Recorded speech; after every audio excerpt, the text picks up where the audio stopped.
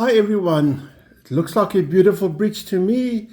There must be something mathematical. Let's see what's going on.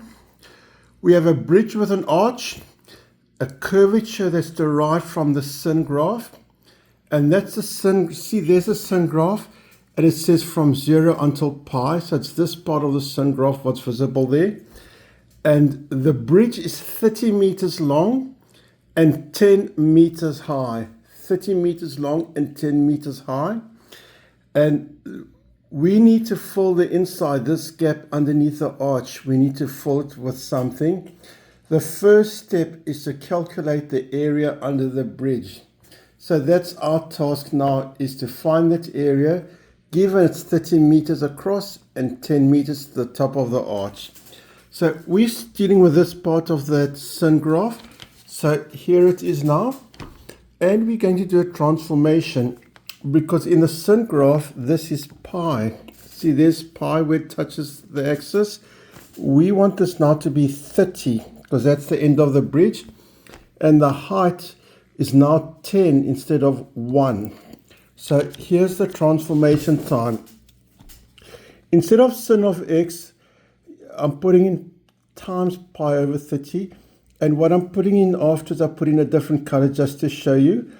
Because, you see, this 30, when I say the sin of this, what I want to say is, what would the sin be if it was back at pi?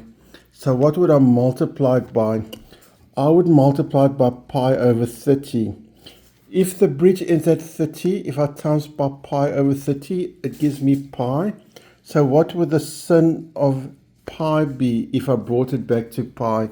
So I multiplied by pi over 30 and the height is now 10. Whatever our answer is at any point, we multiply by 10 because y will be 10 times higher. So that's my equation. And here I just simplified 10 times the sin of pi over 30 times x. And that's what I want to find the integral of. The integral of sin is minus cos. See, the derivative of cos is sin. Therefore, the derivative of cos is minus sin. Therefore, the derivative of minus cos is sin. That's why I put that minus. And because of the chain rule, if you see I'm working backwards, if I did that derivative of cos, I would have to multiply by pi over 30 because of the chain rule. So I put 30 over pi to compensate. So if I do the derivative, it's the pi over the 30 and 30 over pi will disappear. So I'll multiply by 30 over pi. That 10 is a constant and that minus I just mentioned I put in. So when we do the derivative, it will disappear. And now we just simplify. 30 times 10 is 300 with a negative is minus 300 over pi. Cos pi over 30 times x. Now we do the definite integral. This antiderivative or integral from 0 until 30. So what I do, this equation I have here, I write it twice. And notice there's a minus sign before it. So there's a minus sign here and a minus sign there. And we subtract, and we'll see this 2 minus become a plus. And we're going to plug in a 30 and a 0 because we're traveling from 30 down to 0. So I'll put in a different color and arrows to show what I'm substituting in. And now we simplify. The 30 divided by 30 cancel out. So we've just got pi. And 0 times anything is 0. So now we've got minus 300 over pi times cos of pi plus 300 over pi times cos of 0. We have to evaluate each. What's the cos of pi? It's minus 1. Imagine that hypotenuse rotating.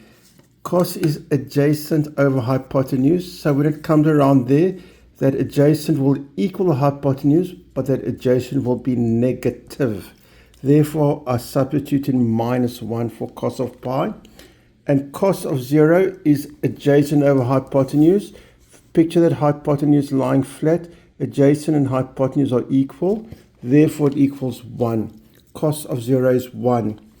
And now we simplify. Those negatives cancel out. Becomes 300 over pi. And 300 over pi times 1. That's a difficult one. Let me just check. Ah, yes, it's 300 over pi. So we've got 300 over pi plus 300 over pi. If I do the arithmetic, it's 190.9859 digits going on forever.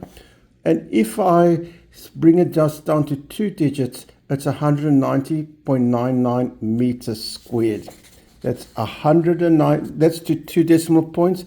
The area under that curve is 190.99 meters squared.